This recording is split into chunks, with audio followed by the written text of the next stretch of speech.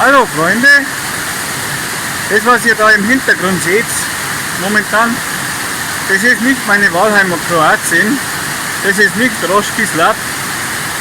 Ich bin momentan zum Heimatbesuch in Deutschland, ich bin in Bad Füssing bei guten Freunden untergekommen.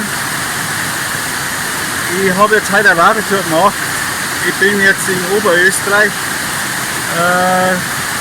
in der Nähe von Frauenstein. Auf der deutschen Seite ist Malching, es ist ungefähr 15 Kilometer von Bad Füssing entfernt. Es ist auf der österreichischen Seite.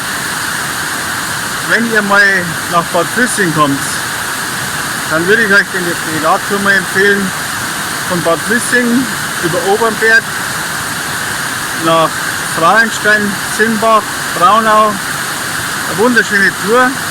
Ich bin die Tour früher schon öfters gefahren, aber die Schönheit der Landschaft ist mir eigentlich jetzt erst so richtig bewusst worden, seit ich nicht mehr da wohne.